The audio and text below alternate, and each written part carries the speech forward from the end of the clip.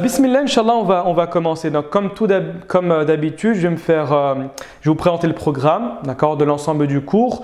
Ce cours, on va essayer de rentrer un petit peu dans les détails sur certaines questions, principalement sur tout ce qui est relatif à la révélation, sa définition, ses différentes catégories et le fait qu'on va basculer du moment où le prophète alayhi salatu wa salam était seulement un être humain au moment où il va devenir prophète. Donc on va commencer à mettre en avant certains termes techniques, principalement la différence entre le terme de Nabi et par exemple le terme de Rasoul.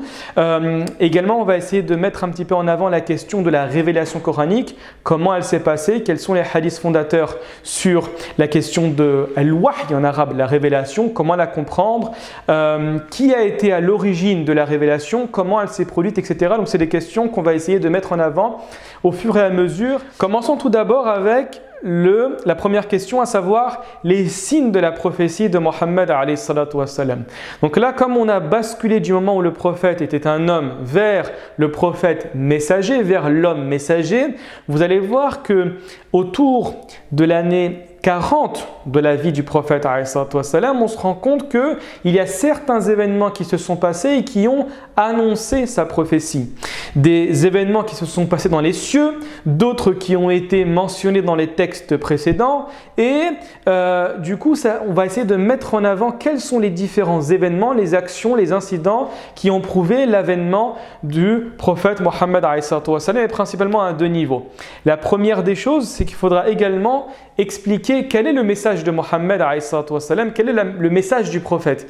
Est-ce que c'est un message qui va faire table rase de l'ensemble des révélations intérieures, principalement les deux grandes révélations, à savoir juive et chrétienne, ou bien c'est un message qui va s'inscrire dans la continuité? Est-ce que c'est un message qui va se baser sur des éléments nouveaux, ou bien un message qui va accepter les anciennes révélations et confirmer et par la suite améliorer ou modifier? Vous allez voir que c'est une question qui est fondamentale et qui malheureusement au sein de la communauté française n'est pas très bien comprise. Ensuite, on va voir effectivement quels sont les différents éléments qui nous prouvent que le prophète Mohammed alayhi salatu wa salam a été mentionné dans la Bible. Ici, quand je dis la Bible, comprenez-moi bien, ça fait référence à l'Ancien et au Nouveau Testament, donc à la Torah et les évangiles. Ensuite, on va s'intéresser à la question de la révélation en elle-même, ce qu'on appelle en arabe al-wahi. D'accord? Donc, on va parler des différents types de la révélation. Ça va nous prendre un petit peu de temps parce que vous allez voir que le prophète, alayhi salatu wa salam, dès lors qu'il a reçu l'information divine, elle n'a pas été transmise constamment de la même manière. Il y a des révélations, c'est vrai qu'il y a un certain type de révélation qui a été habituel, qui s'est imposé de fait. Mais de temps à autre, vous allez avoir des manières d'acquérir le savoir, d'acquérir la révélation qui va être totalement différent de ce que la majorité des musulmans connaissent. Ensuite, on va parler du prophète alayhi salatu wa salam dans la grotte. Et là, vous avez un hadith fondateur qui va vous parler de la révélation du prophète alayhi salatu wa salam dans le mont Hira. C'est le hadith de Aïcha. L'un des premiers hadiths qui a été cité par l'imam Al-Bukhari dans son recueil de hadiths. Donc, on va essayer de rappeler dans les faits. Par contre, je vais essayer de narrer le hadith non pas dans sa lettre, mais dans sa signification générale. Parce que c'est un hadith extrêmement long, d'accord? Et donc, je vais mentionner les grands points, les grands événements. C'est le hadith de Aïcha. Ensuite, on va voir qu'est-ce qui s'est passé entre trois grands personnages, à savoir le prophète de l'islam, Khadija bint Khuwaylid, sa femme, et également le cousin paternel de Khadija, à savoir Waraqa ibn Nawfal. Si vos souvenirs sont bons, on avait déjà parlé de Waraqa lors du deuxième cours, si je me souviens bien, dans les personnes qui étaient constamment en recherche de vérité. Et on avait dit que Waraqa faisait partie des Hunafa, c'est-à-dire les personnes qui, en l'absence d'un message coranique, d'un message céleste, se sont attachées au grand fondement de la religion abrahamique. Ensuite, on va parler d'un événement qui a eu lieu juste après le hadith de Aïcha, c'est-à-dire l'interruption de la révélation. On va voir qu'il y a une divergence auprès des savants. Et donc, on va essayer de mettre en évidence quelles étaient les raisons de cette interruption de révélation, pourquoi le législateur a fait en sorte de mentionné, de révéler certains versets et ensuite il s'est arrêté de manière nette. Et quelles ont été les conséquences sur le prophète de l'islam? Ensuite, on va parler du moment de la prédication discrète. Et là, vous pouvez voir que j'ai mis entre guillemets le terme de prédication. D'accord? Pourquoi? Pour pouvoir essayer de réinterpréter, donner une meilleure interprétation à ce terme-là qu'on traduit en général en arabe par le terme de da'wa. Prédication en français, ça a une connotation. En arabe, c'est totalement différent. Et vous allez voir que le prophète de l'islam n'a pas commencé son appel à la religion, sa prédication entre guillemets, de manière directe et ostentatoire, de manière publique. Non. Les premiers moments de la prédication, de la transmission du message ont été faits avec une certaine contenance, avec une certaine discrétion. On va essayer de mettre en avant les raisons. Donc on va parler tout d'abord effectivement des premiers convertis. Et ici, j'ai également mis entre guillemets le terme de converti, un terme, wallahu a'lam, que je considère extrêmement problématique dans la communauté musulmane. Et également, c'est une notion qui va être prise de la tradition, principalement de la tradition chrétienne, et qui va être comprise dans un pays qui a une histoire chrétienne d'une manière totalement différente de celle qui a été voulue par l'islam. Donc on a également besoin de redéfinir le terme de converti parce qu'en arabe, converti n'existe pas. Il n'y a pas des musulmans, des non-musulmans et des convertis, c'est-à-dire une partie à part parmi les musulmans, une espèce de racisme parmi les musulmans. Non, il n'y a pas de converti en islam. Donc on va essayer d'évoquer quel est le terme adéquat à utiliser pour parler de personnes qui n'avaient pas la foi ou qui avaient une foi différente de celle des musulmans et qui tout d'un coup ont embrassé une nouvelle religion. Ensuite, on va parler ça va être le dernier point, la maison de l'Arqam ibn Abil Arqam, c'est-à-dire la première école, le premier lieu de formation des musulmans à la Mecque pendant la période de transmission de la révélation coranique de manière discrète. Très bien. On va commencer du coup avec la première grande partie, les signes de la prophétie de Mohammed alayhi salatu wassalam. Donc ce qu'il faut savoir, c'est que quand on vous parle du message du prophète, on vous parle du message de l'islam, il y a une question fondamentale à définir dès le début de la présentation de la religion musulmane, c'est est-ce que c'est une religion qui est nouvelle ou bien c'est une religion qui va s'inscrire dans la continuité. En d'autres termes, est-ce que c'est une religion qui va venir et qui va faire table rase des anciennes révélations, des anciens prophètes, ou bien c'est une religion qui va accepter les révélations antérieures, les livres antérieurs. Par contre, elle va rectifier le tir. Elle va rectifier le tir principalement dans les domaines du droit, mais d'autant plus dans le domaine du credo de la croyance. Et donc, quand on analyse les versets coraniques, on se rend compte qu'effectivement, la religion de l'islam n'est pas une religion qui va venir et qui va faire abstraction de la Torah, des évangiles et dire attention, Mohammed est un nouveau prophète et il faut le suivre en niant la révélation des prophètes qui l'ont précédé. Ce n'est pas du tout ça l'islam. L'islam est une continuité. Il est important de comprendre que l'islam, et ça on le voit extrêmement bien dans les sciences islamiques, il a deux significations. Un islam de manière globale et un islam avec un sens spécifique. L'islam de manière globale, c'est la religion de l'ensemble des prophètes. C'est-à-dire les prophètes qui ont accepté le message divin, qui sont rentrés dans la paix avec Dieu, comme je vous avais expliqué dans une vidéo précédente, et qui ont fait qui ont appelé l'ensemble de leurs coreligionnaires à 3 éléments. La croyance en un Dieu unique, l'accomplissement des bonnes œuvres et la croyance au jour dernier.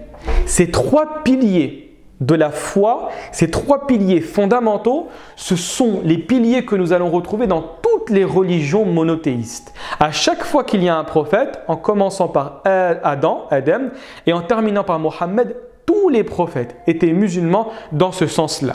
Par contre, ils avaient des législations, c'est-à-dire un domaine juridique, un corpus juridique qui était totalement différent. Des choses étaient permises chez les juifs qui sont interdites chez les musulmans et inversement.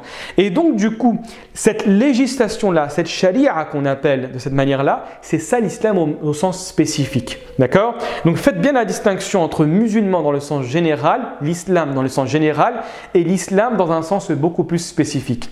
Islam dans le sens spécifique, c'est la croyance aux 3 piliers que je viens de vous dire et en plus de ça, l'application de la législation de Mohammed. D'accord? Donc on part de ce principe, c'est que tous les prophètes en islam sont musulmans. Adam, Noé, Ibrahim, Ishaq, Yaqub, Jacob, d'accord? Donc Isaac, Ismaïl, Jésus et Moïse. Tous, du premier au dernier, sont tous musulmans dans cette signification-là. Ensuite, je vais vous poser une question qui, wallahu a'lam, m'est posée en tout cas énormément et je pense qu'elle a sûrement traversé l'esprit de certains d'entre vous. Et cette question-là, je vais y répondre avec 3 termes. Les termes, c'est les suivants. Le médecin, l'architecte et le mécanicien. Qu'est-ce que ça veut dire pour être extrêmement précis? En gros, imaginez que nous sommes en France, donc nous sommes français. Et donc du coup, on va prendre le cas le plus grave.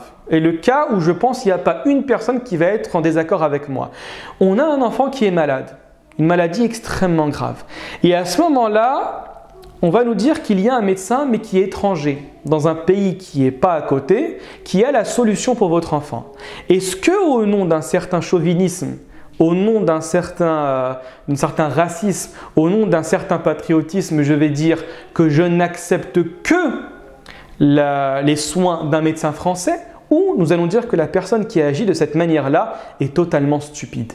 Moi, je pense, wallah alam, que nous allons dire que c'est une personne extrêmement stupide, dans le sens où c'est pas parce que c'est un élément étranger qui viendrait, une personne étrangère, que nous allons forcément refuser son soin.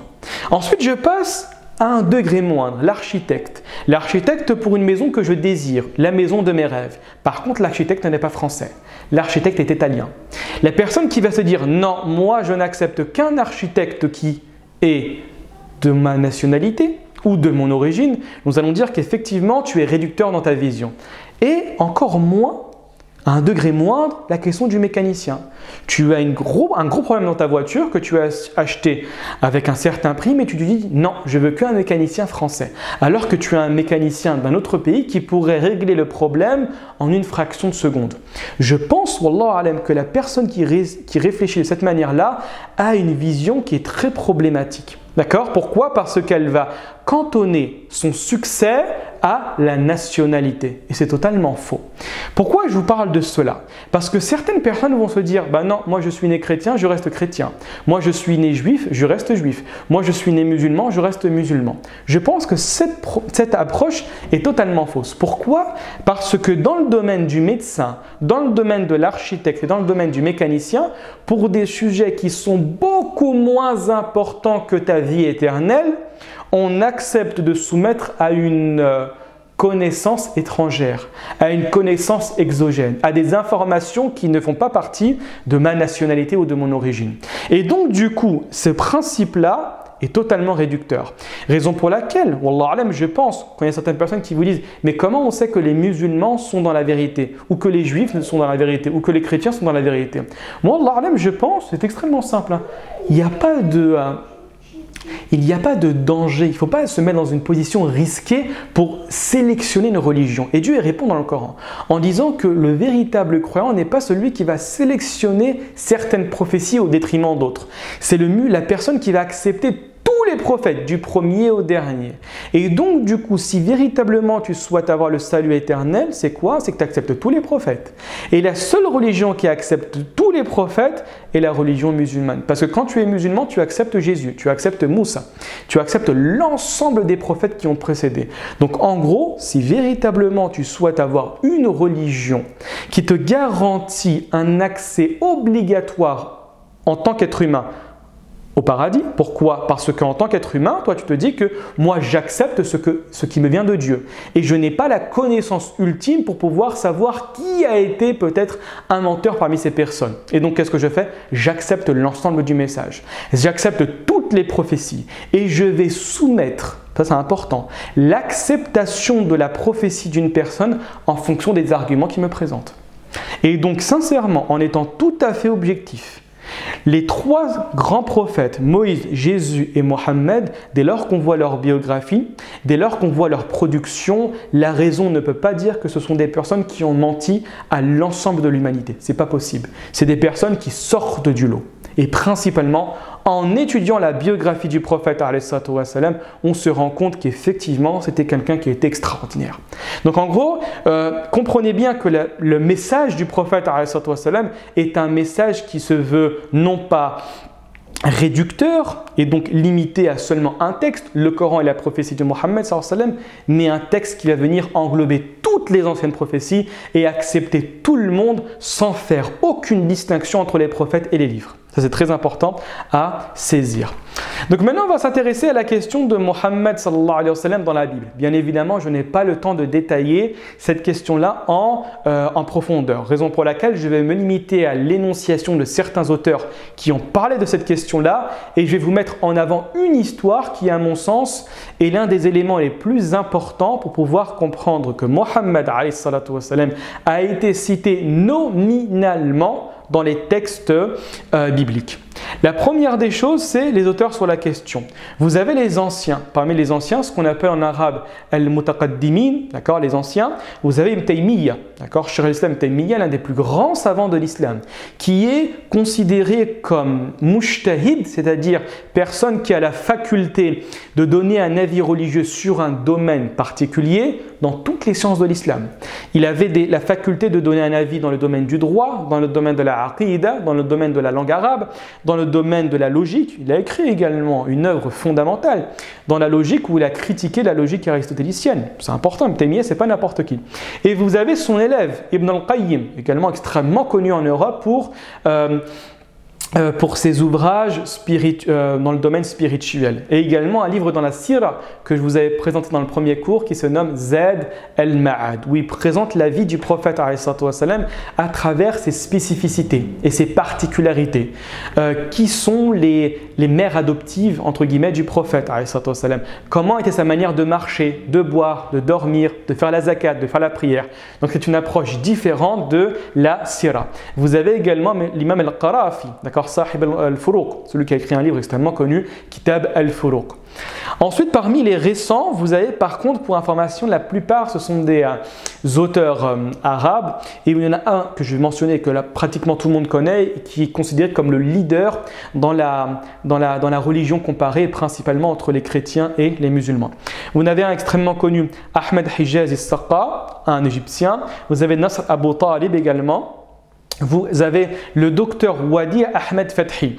Alors, ce docteur, initialement, est un psychiatre, mais c'est également un ancien chrétien, d'accord? Et même le terme d'ancien chrétien, j'aime pas trop dire ça, mais bon, comprenez-moi. C'est une personne qui a embrassé l'islam, qui était initialement diacre et qui a écrit un livre extrêmement important qui se nomme 130 annonces du dernier des prophètes. Et ici, 130 annonces dans les textes bibliques, vous prouvant qu'effectivement le prophète Mohammed a été cité dans des passages par ses qualités et ses caractéristiques et dans d'autres passages, comme nous allons voir avec la question du paraclet, de manière nominale. D'accord ? Malheureusement, son livre à ma connaissance n'a pas été traduit, mais vous pouvez le trouver en PDF s'il y a des personnes qui maîtrisent la langue arabe en langue arabe. Le docteur Wadi Ahmed Fathi. Et enfin, vous avez Rahmatullah al-Hindi, d'accord, qui a écrit un livre qui a été traduit en français. Son livre s'appelle La manifestation de la vérité, Idharu al-Haq, où il met en avant également certains éléments que vous pouvez retrouver dans la Bible et principalement dans les évangiles qui prouvent la venue du prophète Mohammed et que les chrétiens et les juifs savaient qu'il y allait un prophète qui allait venir et qui allait émaner principalement dans la péninsule arabique. Et vous avez le leader, c'est Ahmed Didat. Je pense que la quasi-majorité d'entre vous le connaît. C'est la personne véritablement qui a démontré par A plus B que entre l'islam et le christianisme, il y avait un lien. Le lien était l'annonce du prophète Jésus de l'avènement d'un nouveau prophète qui se nommait Ahmed. Et donc, pour vous donner un exemple de Mohammed dans la Bible, tout d'abord, laissez-moi mettre en avant quelques textes dans le Coran qui vous disent que le Mohammed était attendu, que les chrétiens et les juifs de l'époque de Médine principalement savaient qui il était, d'accord? Et c'est extrêmement clair, si Dieu le dit, c'est que forcément il y a des traces que nous pouvons essayer de déduire dans les textes anciens. Vous avez un texte dans la sourate numéro 7 où Dieu dit « Ceux qui suivent le messager », le prophète illettré, ici un nabi al-ummi, d'accord? Un nabi al-ummi qu'il trouve écrit, mentionné chez eux dans la Torah et l'Évangile. On va s'arrêter là. Et c'est extrêmement clair. Ici, Dieu dit de manière explicite que le nom de Mohammed, An-Nabi al-Ummi, le prophète illettré, ici illettré, comprenez pas dans le sens péjoratif, hein, c'est-à-dire celui qui ne connaissait pas la lecture et ni l'écriture, et pour un prophète qui est venu avec un livre tellement fort que le Coran, c'est une preuve de la source, de l'origine divine de ce texte. D'accord? Comprenez ça dans ce sens-là. Et donc là, c'est mentionné dans la sourate Al-A'raf de manière extrêmement claire au verset 157. Vous avez également le verset dans la sourate numéro 2, « Ceux à qui nous avons donné le livre », ici comprenez les juifs et les chrétiens, d'accord, les gens du livre, comme on les mentionne dans le Coran, le reconnaissent comme ils reconnaissent leurs enfants. Et ici, ça parle du prophète, alayhi salatu wassalam. Et vous avez également une parole de Abdullah ibn Sallam que je vais mentionner, plutôt c'est une histoire, je vous la narre tout de suite et je vais vous la répéter, le moment où le prophète, alayhi salatu wassalam, va rentrer à Médine.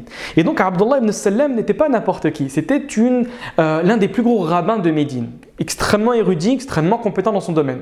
Et il vous a dit, dès lors que j'ai vu le prophète arriver à Médine, j'ai vu dans son visage que son visage n'était pas un visage de menteur. Et donc, je suis allé le voir et j'ai embrassé la foi directement. D'accord? C'est une partie de l'histoire que je vous raconterai plus tard. Inch'Allah. Et donc, Abdullah ibn Sallam disait en parlant du prophète, il dit « Wallahi, je suis plus sûr que Mohammed est le messager de Dieu que mon enfant est mon véritable enfant. » Pourquoi? Parce que peut-être ma femme m'a trompé. Il ne sait pas, il émet des hypothèses. Alors que lui, je le sais pertinemment que c'est le prophète de Dieu. D'accord? Et comme je vous ai dit, Abdullah ibn Sallam n'est pas n'importe qui. D'accord? C'est l'un, si ce n'est peut-être même le plus grand rabbin de Médine à l'époque du prophète, alayhi salatu wassalam. Maintenant, la question du paraclet, sans rentrer dans les détails. Vous avez un verset dans les évangiles qui est problématique. Quand je dis problématique, c'est-à-dire, c'est un jargon technique pour dire qu'il accepte plusieurs interprétations. Et donc, le terme de paraclet, initialement, ce qu'il faut savoir, c'est que dans le domaine de la traduction, on n'a pas le droit de traduire les noms propres. Je pense que vous êtes tous d'accord avec moi. Je ne peux pas traduire, par exemple, le prénom de Clément en arabe en disant Rahim, une personne clémente, et je traduis Clément en Rahim. Ce serait extrêmement problématique. Clément, je le traduis Clément. D'accord? Mohammed en français, je ne peux pas dire le digne de louange. Et ensuite, je passe comme ça. Non, ce serait extrêmement problématique, on perdrait le sens. Et donc, le terme de paraclet, malheureusement, il a été traduit de cette manière-là. Et donc, certains scientifiques et principalement des historiens et certains orientalistes ont essayé de déterminer quelle est la racine de ce terme-là. Et quand on le prend en arabe, quand vous prenez la Bible en arabe, le terme de paraclet a été traduit en général par al-mu'azzi. Al-mu'azzi, celui qui va venir te consoler ou celui qui va venir t'aider. Et donc là, on se rend compte que c'est problématique parce qu'on ne comprend pas. Parce que quand vous prenez le texte original, on voit que c'est Jésus qui annonce la venue du paraclet. Et donc là, vous avez une petite histoire que je mentionne entre deux personnages importants. Le premier, Abdul Wahhab al-Najjar, et le deuxième, Carlo Alfonso Nalino. Abdul Wahhab al-Najjar était spécialisé dans les religions comparées et principalement dans les histoires des prophètes. Et Carlo Alfonso Nalino était un orientaliste italien, mais qui enseignait au Caire. Et pour information, il était connu pour son attache à la religion catholique. Et un jour, il y a une discussion entre les deux. Et en plus d'être orientaliste, ce dernier était spécialiste, était un linguiste. Et donc, il lui pose la question, Abdullah ibn Najjar, quelle est la signification du paraclet? Et là, directement, sans aucune hésitation, il dit c'est le munajji. D'accord? Al-mu'azzi. Le consolateur, le paraclet, comme on traduira en français. Et là, Abdullah ibn Najjar lui dit, en le regardant dans les yeux, je n'ai pas posé la question à Carlo Alfonso Nalino, le fanatique, d'accord, mais je pose la question à Carlo Alfonso Nalino, le spécialiste de la linguistique. Et là, ce dernier baisse la tête et en disant que le terme al-mu'azz, le terme paraclet, quand tu le traduis en arabe, il équivaut au superlatif de la louange. Il n'a pas voulu dire Ahmed. Et le superlatif en arabe de la louange, c'est Ahmed. Là, vous pouvez vous dire, mais je ne connais pas d'Ahmed. Oui, c'est vrai. Le prophète avait plusieurs prénoms. Le prophète Mohammed s'appelait Mohammed, effectivement. Mais quand Dieu a parlé de Jésus dans la sourate numéro 61, en disant que je suis l'annonciateur d'un prophète qui arrive après moi, il n'a pas dit Mohammed. Il a dit Wasmuhu Ahmed, au prénom de Ahmed, littéralement celui qu'on loue le plus. Le superlatif de la louange. D'accord? Donc ça, c'est un élément parmi tant d'autres que vous pouvez retrouver et qui prouve qu'effectivement, Mohammed a été mentionné de manière littérale, nominale, dans les textes de la Bible. Très bien. Commençons maintenant continuons avec la question de la révélation, ce qu'on appelle en arabe al-wahy. Alors là, vous allez voir qu'il y aura une quantité imposante d'informations. N'hésitez pas à les noter et n'hésitez pas à la fin à me poser des questions si vous en avez bien évidemment. Donc la révélation, tout d'abord la définition. Quand on regarde dans les sciences religieuses, on va toujours commencer par définir les termes.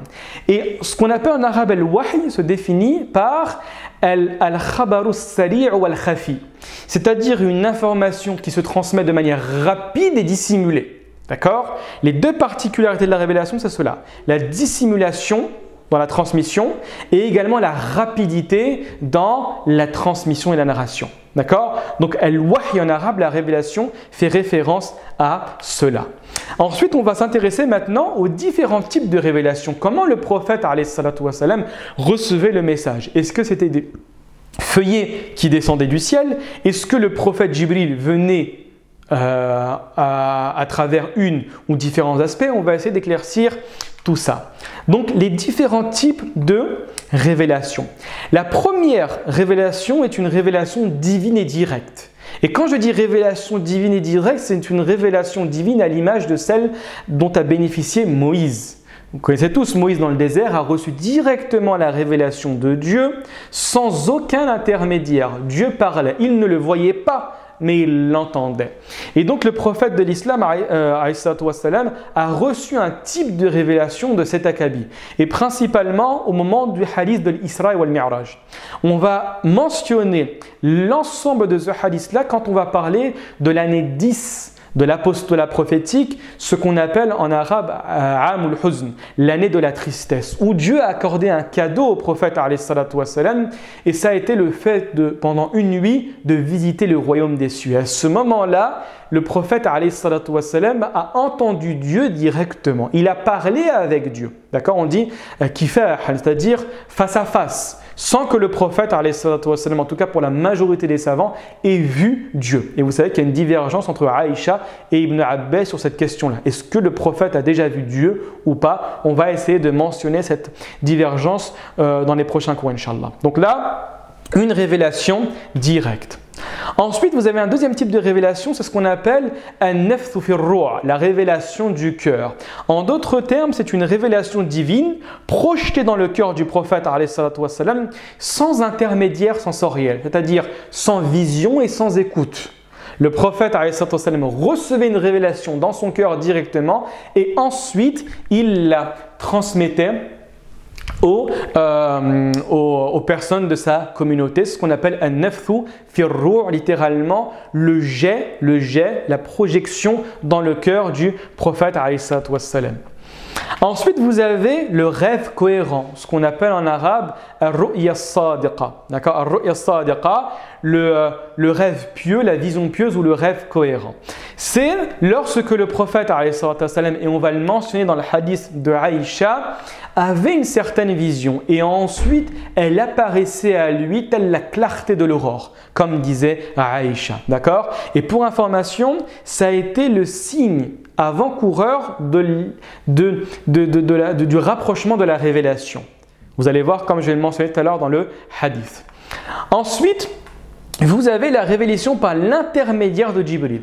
Et c'est l'écrasante majorité de la révélation coranique. C'est-à-dire que l'archange Jibril, que nous connaissons tous, hein, l'archange Gabriel dans la tradition judéo-chrétienne, faisait le lien entre le prophète wassalam, et Dieu. Par contre, ce qu'il faut savoir, c'est que Jibril se manifestait au prophète wassalam, de différentes manières. D'accord ? On va essayer de mentionner les différentes manières.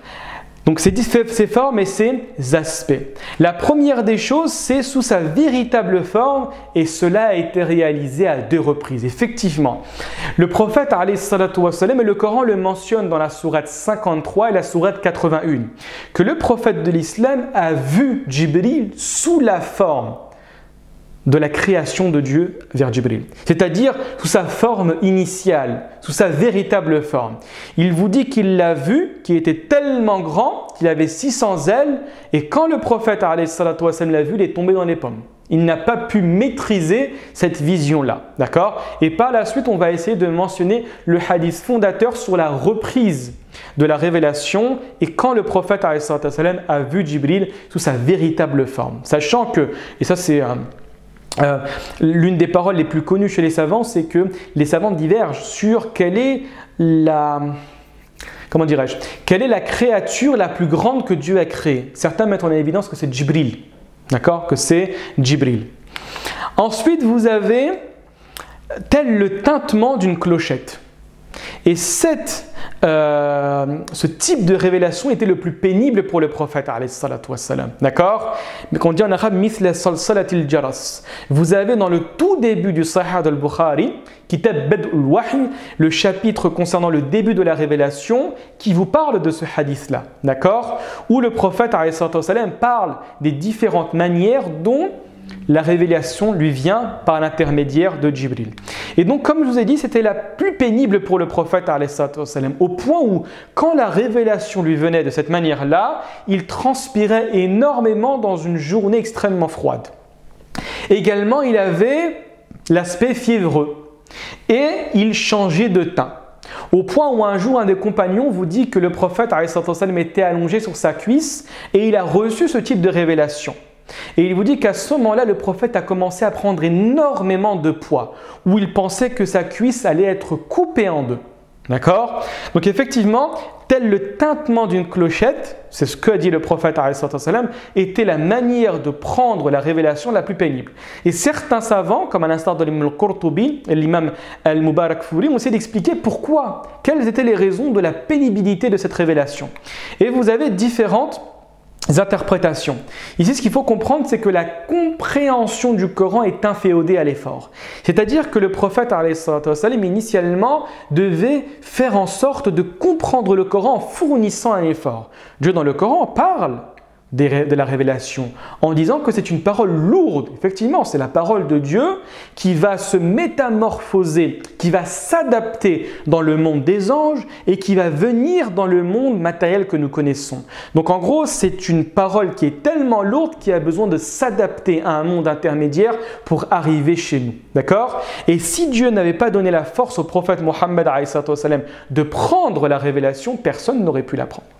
Et vous avez également une deuxième explication, c'est la difficulté pour l'être humain, son inhabituel telle la vision. Effectivement, entendre la voix de l'ange de cette manière-là lui était pénible à l'image de la vision. Très bien. Continuons. La dernière révélation, c'est sous la forme humaine. Effectivement, et ici, Jibril, des fois, prenait l'apparence de certains êtres humains. Vous avez le hadith extrêmement connu, le hadith de Omar, d'accord ? Le hadith qui fait la distinction entre la foi, l'islam et l'ihsan, d'accord ? La perfection. Où le prophète, wassalam, c'est Omar qui dit ça. Omar dit qu'un jour, alors que le prophète était avec ses compagnons à Médine, un homme vint. Un homme avec la chevelure extrêmement noire et les habits extrêmement blancs. Personne d'entre nous le connaissait. Et sur lui, il n'y avait aucun signe de voyage. Il vint auprès du prophète, il s'asseya et il mit ses mains sur ses cuisses. Et ensuite, il commença à lui poser des questions. Et en fait, cette personne était Jibril sous l'apparence humaine. Pour information, la plupart du temps, Jibril venait sous l'apparence d'un compagnon qu'on appelait Dihyatul Kalbi. C'était un compagnon extrêmement beau, d'accord? Et puisque les anges sont extrêmement beaux, il prenait l'apparence humaine d'un homme extrêmement beau. Très bien. Continuons maintenant la question du prophète alayhi salatu wassalam dans la grotte. Donc dans la caverne. Le hadith de Aïcha, je vais essayer de vous le narrer dans le sens général. Arrivé à 40 ans, le prophète alayhi salatu wassalam a commencé à aimer de sortir de son clan, de sortir de la Mecque et de se réfugier dans un mont, dans une grotte qu'on appelle le mont Hira. D'accord? Pourquoi? Parce que le prophète ressentait le besoin d'avoir une certaine retraite spirituelle, il ressentait un élan spirituel qui le poussait à l'adoration.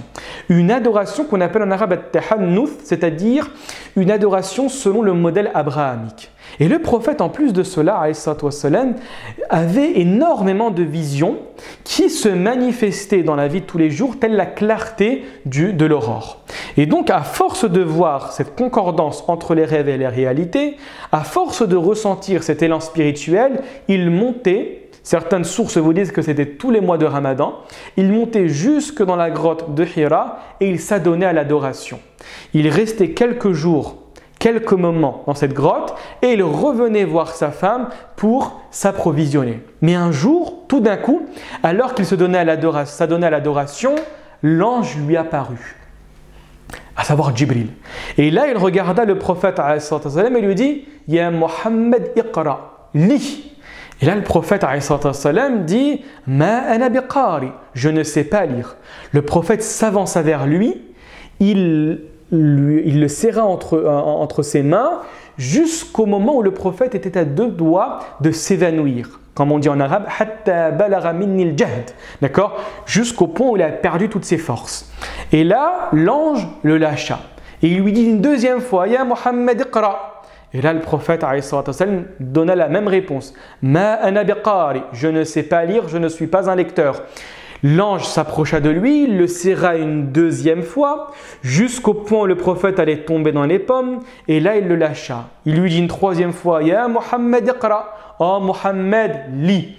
Là le prophète alayhi salatu wassalam a rien dit et il a entendu les paroles de Jibril qui lui a dit Iqra bismi rabbika alladhi khalaq, khalaqal insana min alaq, Iqra wa rabbuka al-akram alladhi 'allama bil qalam, 'allama al-insana ma lam ya'lam. Ce sont les premiers versets qui ont été révélés au prophète alayhi salatu wassalam. Iqra au nom de ton Seigneur qui a créé, etc., etc., qui a créé l'homme à partir d'une adhérence. D'accord?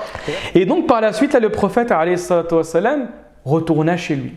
Il retourna chez lui et il avait extrêmement peur. La première chose qu'il a dit en arrivant, il parla à Khadija et il dit, alors je reviens juste après, il dit Zammilouni, Zammilouni, Dathirouni, Dathirouni. Littéralement, Zammilouni, Zammilouni, couvrez-moi d'une couverture. Et là, Khadija eut peur pour son mari. Elle lui a pris une couverture, elle lui a mis autour de lui, jusqu'au point où le prophète alayhi salatu wassalam se calma. Et là, le prophète dit « Ya Khadija, j'ai eu peur pour ma vie ». Et Khadija lui dit « Ya Rasulallah, oh Muhammad », plutôt ici elle lui dit « Ya Muhammad », elle n'était pas encore au courant. « Ya Muhammad, Dieu ne te fera jamais du mal, Dieu ne t'humiliera jamais. Innaka la tasilur rahim. Tu certes, tu lis les liens de parenté. Wa tahmilul kal. Et tu aides la personne qui est dans le besoin. Wa taksibul ma'doum. Et tu donnes aux démunis. D'accord? Wa tuqrid daif. Et tu fais honneur à ton invité, et tu aides les personnes dès lors que les malheurs et les calamités les touchent. Mais avant de continuer, laissez-moi vous dire à quel moment la révélation s'est faite durant le mois de Ramadan. On est tous sûrs que la révélation s'est réalisée durant le mois de Ramadan. Dieu dans la sourate numéro 2 le dit. Il vous dit que le Coran a été révélé durant le mois de Ramadan. Le mois de Ramadan durant lequel le Coran a été révélé. Par contre, les savants vont diverger. Et ils vont diverger sur la première nuit, sur le jour du mois de Ramadan. Certains vont dire le 7, d'autres le 17, d'autres le 18, d'autres le 21 et le 24. Raison pour laquelle, dès lors que vous allez faire l'explication de la sourate Inna anzalnahu fi laylatil qadr. Certes, nous l'avons révélé durant la nuit du destin. Vous avez énormément de paroles des commentateurs du Coran sur la nuit du mois, sur la nuit du destin. Est-ce que c'est une nuit qui est fixe? Est-ce que c'est une nuit qui va changer? Est-ce que c'est une nuit qui s'inscrit dans les 10 derniers jours et donc dans les nuits impaires? Énormément d'avis sur les questions. Parmi les avis qui sont mentionnés, c'est le 7, le 17, le 18, le 21 et le 24. Et pour information, et ça je vous le dis à titre personnel, la plupart des savants pensent que c'est la nuit du 27. Raison pour laquelle vous avez énormément de personnes, de savants, de mosquées qui vont entreprendre plus d'adoration durant la nuit du 27. Parce que c'est vrai, vous avez des textes extrêmement clairs qui vous disent que la nuit du destin, c'est la nuit du 27. D'accord. Continuons, Inch'Allah. Donc maintenant, vous avez entre le prophète Khadija et Waraqa. Là, vous avez Khadija qui a pris directement le taureau par les cornes en directement allant avec le prophète alayhi salatu wa salam chez son cousin paternel, à savoir Waraqa ibn Nawfal. Et ce dernier, comme le mentionne le hadith, c'était une personne qui était avancée dans l'âge, qui avait perdu la vue et en plus de cela, qui avait accepté la religion du dernier prophète, à savoir elle était devenue chrétienne et elle lisait le livre. Elle savait ce que le livre contenait. Ici comprenait la Torah et les évangiles. La Torah et les évangiles. Khadija dit à Waraqa, au prophète, Ya Mohammed, explique à Waraqa qu'est-ce qui s'est passé. Le prophète de l'islam, Mohammed sallallahu alayhi wa sallam, expliqua à Waraqa qu'est-ce qui s'est passé dans les détails. Et Waraqa, sans l'once d'un doute, dit directement malheur à moi, littéralement malheur à moi. Si seulement j'étais jeune le jour où j'ai eu cette information, je t'aurais certes soutenu quand ton peuple va te sortir de ta ville. Et là, le prophète s'est étonné en disant « Mais comment les gens pourront me sortir?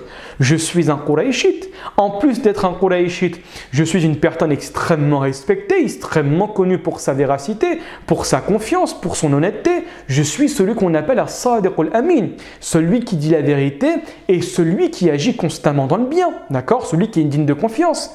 En plus de cela, je suis le petit-fils du chef de la Mecque, Abdul Muttalib, celui, mon oncle paternel, est en ce moment Abu Talib, l'un des principaux dirigeants de la Mecque. Comment on pourrait me sortir? Et là, Waraqa dit, Mohammed, tous les prophètes qui sont venus avec toi, tous les prophètes qui sont venus avec la chose par laquelle tu vas venir, ont été sortis de leur ville. Et là, Waraqa dit encore une fois, si seulement j'avais l'âge pour te soutenir, pour pouvoir t'aider. Raison pour laquelle certains savants considèrent que la première personne qui a embrassé la foi parmi les hommes n'est pas Abu Bakr, mais Waraqa ibn Nawfal. Raison pour laquelle vous avez un hadith du prophète qui vous dit « La tasubbu Waraqa » n'insultez pas Waraqa, car j'ai certes vu au paradis qu'il avait 1 ou 2 jardins. D'accord? Donc ça c'est important à saisir. Et également Waraqa a fait la bonne annonce que l'ange qui était venu le voir était celui qu'on appelle un Namus. Un Namus en arabe c'est le confident, Sahibu Sir. D'accord? Et donc c'est celui qui est venu voir Moussa pour lui transmettre les informations, en gros l'ange de la révélation. Très bien, continuons. À ce moment-là, il y a eu un arrêt de la révélation, un arrêt total de la révélation. Le prophète a reçu ces versets-là, ça l'a décontenancé, ça l'a déboussolé, il ne savait plus trop quoi faire, et là tout d'un coup la révélation s'arrête. Et certains savants, comme à l'instar de l'imam al-Bayhaqi, vous disent que cela a duré pendant 6 mois. C'est-à-dire que pendant 6 mois, il n'y avait absolument rien qui a été révélé au prophète de l'islam. D'accord? D'autres disent que non. Son nom Ibn Abbas, c'était quelques jours seulement. D'accord? Donc vous avez 2 grandes variantes sur l'interruption, ce qu'on appelle en arabe futur al-wahi, l'interruption de la révélation. Et là on peut se poser la question, pourquoi Dieu a décidé d'interrompre la révélation? Principalement, on va évoquer quelques raisons, pour dissiper la crainte du prophète alayhi salatu wassalam. Certes, ce dernier a eu un choc. Certes, ce dernier a eu une peur. Mais le temps, il faut laisser le temps au temps, d'accord? Donc à travers le temps, cela va dissiper la crainte du prophète alayhi salatu wassalam. Également susciter le désir. Tu as vu quelque chose d'extraordinaire, ya Mohammed. Tu as été choisi en tant que prophète de Dieu. Tu as reçu une parole divine. Et donc, pour ne pas avoir un grand nombre de révélations en une fois, je vais créer chez toi le désir. Donc, c'est en interrompant ce que je te donne de délicieux que tu vas demander davantage. Également, et c'est la raison la plus importante, c'est implicitement pour dire à l'humanité que la révélation est une affaire divine et qu'en aucun cas elle est soumise à la volonté humaine. Ce n'est pas le prophète qui décide quand les versets arrivent. Ici, Dieu donne un message implicite au prophète en disant que « Ya Mohammed, je t'ai choisi ». Mais ce n'est pas parce que tu es prophète que tu vas avoir certaines faveurs. La question de la révélation n'est soumise en aucun cas à tes désirs, tes volontés. Non, elle est soumise à moi. Je désire révéler ce que je veux, quand je le veux, à qui je veux. D'accord? Donc ça c'est important et c'est un élément fondamental pour pouvoir montrer, mettre en avant, manifester la véracité de la transmission du message de Mohammed. Continuons Inch'Allah. Maintenant la question de la reprise de la révélation. Donc selon certains savants, cela a duré 6 mois. Selon d'autres savants, cela n'a duré seulement quelques jours. Donc là vous avez un hadith fondateur. Le hadith qui vous explique comment la révélation a repris, comment elle s'est lancée d'une nouvelle manière. Également, ce qu'il faut savoir avec ce texte-là, c'est que ce hadith-là va vous présenter Jibril sous sa véritable forme. Vous vous souvenez tout à l'heure quand je vous ai dit que le prophète a vu Jibril 2 fois sous sa véritable forme, d'accord? Et il l'a vu avec 600 ailes et il est tombé dans les pommes. D'accord? Donc là, c'est la première fois où le prophète va voir Jibril sous sa véritable forme. Donc vous avez le texte, je vais vous le lire. Hein. Tandis que je marchais, j'entendis une voix qui venait du ciel. Je lançai alors le regard vers le ciel où je vis l'ange qui était venu me retrouver à Hira. Hira, ici, comprenez, c'est la grotte. Ensuite, le prophète sallam dit « Il était assis sur un trône se trouvant entre le ciel et la terre. Saisi de peur, je rebroussai chemin. À mon arrivée, je dis « Drapez-moi, drapez-moi ». C'est après que cela, Dieu le Très-Haut révéla « Ô toi qui te drapes, ya ayyuhal muddathir, qum fa'anzir, lève-toi et avertis, wa rabbaka fakabbir, ton Seigneur, magnifie-le, tes vêtements, purifie-les, wa thiyabaka fatahhir, et l'impureté, fuis-la, wa rijza fahjur. » Et la révélation de reprendre avec ardeur et continuité. Pour information, ce hadith-là est mentionné par l'imam al-Bukhari dans son Sahih, dans le premier chapitre de son recueil. Et donc à partir de tous ces éléments, il faut retenir une règle. C'est la distinction qu'il y a entre le prophète, celui qu'on appelle en arabe un nabi, et un rasoul. Vous savez que le prophète est un nabi et un rasoul. Ce n'est pas la même chose. En français, on traduit nabi par prophète et rasoul un messager. Un nabi, pour faire court, sans rentrer dans la complexité, la divergence, c'est celui qui va avoir un message directement par le divin. D'accord? Et on va lui demander de transmettre une certaine révélation à un peuple, que ce message soit accepté ou refusé. Tandis que Ar-Rasoul, d'accord? Excusez-moi, Ar-Rasoul, c'est la personne qui va avoir une nouvelle législation qu'il sera dans l'obligation de transmettre et en général, la population qui va être en face de lui va le brimer, va lui faire du mal et va le faire sortir de la ville dans laquelle il se trouvait. Et donc la règle vous dit cela, c'est que le prophète Mohammed devint prophète avec la révélation de la sourate Iqra, tandis qu'il devint messager, Rasoul, avec Al-Muddathir. Donc on dit Nubbi'a bi Iqra wa ursila bil Muddathir. D'accord? Il a été considéré comme prophète avec la révélation de Iqra, mais par contre il est devenu messager avec Ya ayyuhal Muddathir. C'est une règle à retenir. Maintenant, intéressons-nous rapidement, dans les quelques minutes qui nous restent, à la question de la prédication discrète. Le début de la transmission du message de Mohammed alayhi salatu wassalam. Donc tout d'abord, on a utilisé le terme de prédication. Donc on va s'intéresser au terme, alors tout instant, le terme de da'wa. Le terme de da'wa en islam, quand Dieu dit « appelle les gens », manifeste une certaine prédication, invite les gens à l'islam, le terme qui est constamment utilisé en islam dans le Coran, c'est le terme de da'wa. En français, c'est prédication. Prédication, c'est celui qui va établir un prêche. Da'a yad'u da'watan en islam, c'est le fait d'inviter. Il y a une grande nuance entre prêcher et inviter quelqu'un. En islam, dès lors qu'on apprend le b.a.-ba de l'éthique musulmane, on se rend compte qu'au niveau de l'hospitalité, les Arabes et les musulmans, quand je dis les Arabes ici, comprenez les Arabes préislamiques, de l'époque préislamique, et également les musulmans ont des règles. Le fait de ne pas offusquer l'invité, le fait de lui accorder l'hospitalité, le fait de lui donner notre meilleure alimentation, le fait de l'écouter, le fait de ne pas le brimer, le fait de ne pas l'exclure, etc.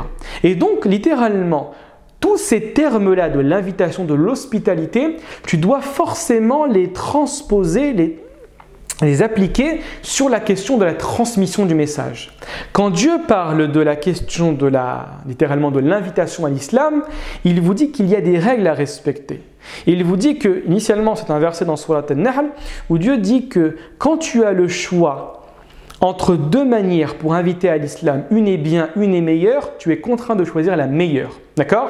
Donc en gros, je n'aime pas le terme de prédication, donc on va plutôt utiliser le terme d'invitation à l'islam. Parce que quand tu invites, tu donnes de l'importance à la personne à qui on parle. L'interlocuteur est important. Et tu dois introduire ton propos avec une certaine élégance et avec une certaine éthique. C'est la première des choses. Donc prédication, changez-la par le terme d'invitation. Le deuxième terme à changer, ça va être celui de converti. Converti, c'est quoi? Je peux convertir de l'argent, c'est-à-dire que je peux prendre une pièce de 1 euro et la changer avec $1. Donc en gros, qu'est-ce que je fais? J'ai une certaine somme qui est approximativement identique. Par contre, je change radicalement l'aspect extérieur de cette chose. $1, c'est vrai que ça vaut 1 euro approximativement, mais ce n'est pas la même chose. Et donc, il y a une idée de changement, un changement radical. En islam, il n'y a pas de changement. En islam, il y a une amélioration. En islam, il y a un perfectionnement. En islam, on te demande de garder tout ce qui était lié à ton identité, mais par contre de bâtir cette identité qui est propre à toi avec des éléments nouveaux. Donc en gros, tu vas constamment t'améliorer. C'est pas parce que tu deviens musulman que tu dois changer de prénom. C'est pas parce que tu deviens musulman que tu dois changer ta manière de t'habiller, de manière générale. Ce n'est pas parce que tu es musulman que tu vas changer ta manière de penser sur certains domaines. C'est totalement faux. En islam, on te demande de respecter ta nature humaine, de garder tes principes liés à ton identité, mais par contre de perfectionner ceux qui demandent un certain perfectionnement. D'accord? Donc ça c'est fondamental. Donc le terme de converti n'existe pas en arabe, on l'a introduit par la suite, mais les textes coraniques et prophétiques ne mentionnent pas une question d'autorité. Donc dire à une personne qui a un nom extrêmement cohérent, qui n'est pas antinomique avec le dogme musulman, de devoir avoir un prénom musulman, c'est totalement faux. Et ça crée énormément de tensions. Des tensions avec qui? Principalement avec les parents, qui se sont battus généralement pour imposer, pas pour imposer, mais pour pouvoir choisir le nom. Peut-être un nom qui est lié à une histoire. Et tout d'un coup, d'un claquement de doigts, tu remets en question toute cette tradition. Tu remets en question toute cette histoire liée à tes parents. Le premier message que tu envoies à tes parents quand tu adoptes l'islam, c'est dire « tu t'es trompé papa, tu t'es trompé maman, vous avez fait n'importe quoi, au point où même la chose que normalement elle ne va jamais changer à son prénom, je la change. Et le premier jour. » Donc en gros, c'est un message de violence, je considère un message de violence, un message difficile que tu envoies directement à tes parents. Très bien. Continuons. Regardez là une belle parole de Eva de Vitré. Eva de Vitré disait… Alors, un instant, je vais seulement couper le micro. Karine peut couper son micro. Ah, pardon, désolé. Alors, regardez ici rapidement. Vous avez une très belle parole d'Eva de Vitré. Eva de Vitré était une chercheuse au CNRS qui est devenue musulmane et elle résume tout ça en disant « De toute façon, l'islam oblige à reconnaître toutes les communautés spirituelles, tous les prophètes antérieurs. L'islam est le dénominateur commun à toutes les religions. On ne se convertit pas à l'islam, on embrasse une religion qui contient toutes les autres. » Et effectivement, c'est très fort ce qu'elle dit ici Eva de Vitré en résumant tout ce que je viens de dire initialement sur la compréhension que l'on doit avoir de l'islam. À savoir que quand tu deviens musulman, tu acceptes l'ensemble des autres religions, l'ensemble des autres philosophies révélées par Dieu et tu vas seulement améliorer ce qui doit être amélioré. Très bien. Maintenant, le début de l'invitation. Vous allez voir que le prophète, quand il a commencé sa da'wa, son invitation, il a commencé non pas par les personnes les plus lointaines, mais par les personnes les plus proches de lui. Donc, il a commencé tout d'abord par son épouse, Khadija, qui a directement accepté sa foi. Et là, c'est très important de faire attention aux noms que je donne. Vous devez commencer, pour bien comprendre la sira, à apprendre les noms des principaux personnages de la biographie du prophète. Donc Khadija, je pense que pour tout le monde, ça va. Ensuite, vous avez Ali. Ali, j'ai mis entre parenthèses son fils spirituel. Pourquoi c'est son fils spirituel? Parce que comme on a vu que dès lors qu'Abu Talib a eu un certain âge, et dès lors Mohammed, le prophète, est devenu indépendant après son mariage avec Khadija, il a voulu lui rendre la monnaie de sa pièce en disant que « Ya Abu Talib, puisque tu m'as éduqué, puisque tu m'as pris sous ton aile alors que j'en avais besoin, quand mes parents sont morts, quand mon grand-père est mort à l'âge de 8 ans, je veux également te rendre la monnaie de la pièce en prenant une personne sous mon aile, à savoir Ali ibn Abi Talib. » Pourquoi? Abu Talib était quelqu'un de pauvre, qui avait énormément d'enfants, et donc le fait que le prophète sallallahu alayhi wa sallam l'ait pris, s'est occupé de lui, l'a nourri, ça a été une charge financière plus basse pour Abu Talib. Raison pour laquelle j'ai écrit le fils spirituel du prophète. Parce que véritablement, depuis l'âge de 10 ans, Ali ibn Abi Talib est devenu musulman, sans aucune hésitation. Pour information, le prophète lui a présenté l'islam à Ali. Il y a une petite hésitation entre guillemets par respect à son père, mais il a directement par la suite accepté le message de l'islam. Ensuite, vous avez Abu Bakr, extrêmement connu Abu Bakr, l'ami intime du prophète entre guillemets, et également son beau-père, celui qui était marié avec sa fille, Aïcha. Abu Bakr, le compagnon de route constant du prophète. Et donc là, qu'est-ce qu'on remarque? On remarque que la personne dont les amis les plus proches, dont les connaissances les plus proches ne vont pas hésiter à dire la véracité du message qui a été transmis est une preuve inéluctable et irréfutable sur la véracité de ces personnes-là. Si les trois étaient d'accord pour dire qu'un tel est un menteur, là effectivement, il y aurait un problème. Mais c'est totalement l'inverse qui se réalise. Les personnes qui connaissent Mohammed de la manière la plus profonde qui soit, te disent le même jour qu'effectivement tu es véridique. Je crois directement à ta parole. C'est un élément extrêmement important pour parler et pour mettre en avant la véracité du prophète. Et donc là, intéressons-nous rapidement à Abu Bakr. Vous allez voir qu'il a eu un très grand rôle dès lors qu'il devint musulman. Donc par la cause d'Abu Bakr, on va voir que 5 grands compagnons sont devenus musulmans. Vous avez tout d'abord Uthman ibn Affan. Uthman ibn Affan, tout le monde le connaît, le 3e calife de l'islam, et également le gendre du prophète, d'accord, celui qui s'est marié avec 2 de ses filles, raison pour laquelle Uthman ibn Affan s'appelle Dhun Nurayn, littéralement celui qui possède 2 lumières, en référence aux 2 filles du prophète. Et pour information, le prophète a dit que si j'avais une 3e fille, je l'aurais mariée avec Uthman ibn Affan, d'accord, parce que ces 2 filles étaient mortes et donc Uthman est devenu veuf. Ensuite, vous avez Zubayr ibn al-Awwam. Zubayr ibn al-Awwam est le fils de Safiya. Safiya était la tante paternelle du prophète. Il s'est converti, entre guillemets, j'aime pas ce terme, mais bon, à force ça arrive. Zubayr ibn al-Awwam est entré en islam, a embrassé l'islam très tôt pour information. D'accord? Il avait pratiquement le même âge que Ali ibn Abi Talib. Zubayr ibn al-Awwam. Extrêmement connu, compagnon extrêmement important, compagnon extrêmement courageux, qui va avoir un fils extrêmement important dans l'histoire musulmane, à savoir Abdullah ibn Zubayr. D'accord? Abdurrahman ibn Auf, également l'un des 10 compagnons promis au paradis. D'accord? Abdurrahman ibn Auf, l'un des compagnons les plus riches également, et qui a consacré après la mort du prophète une grande partie de son argent personnel pour pouvoir subvenir aux besoins des mères des croyants, à savoir les femmes du prophète. Ensuite, vous avez Sa'd ibn Abi Waqqas. d'accord, l'un des grands compagnons également, des 10 premiers au paradis. Et vous avez Talha ibn Ubaydillah, celui qui va se démarquer pendant la bataille de Uhud, au point où Abu Bakr disait, lorsqu'on évoque la bataille de Uhud, c'est comme si on évoquait Talha. Celui, le champion, le héros de cette époque, de cette guerre-là, c'est Talha. Et pour information, vous avez deux personnes qui étaient extrêmement proches, extrêmement amis, Talha et Zubayr, qui sont morts le même jour pendant la bataille du Chameau. Ensuite, vous avez parmi les premiers musulmans, et Inch'Allah on finira sur cela, vous avez Abu Ubaydah ibn al-Jarrah, l'un des 10 compagnons également promis au paradis. Abu Ubaydah ibn al-Jarrah, pour information, le prophète a dit de lui que toutes les communautés ont un digne de confiance. Et le digne de confiance de notre communauté est Abu Ubaydah ibn al-Jarrah.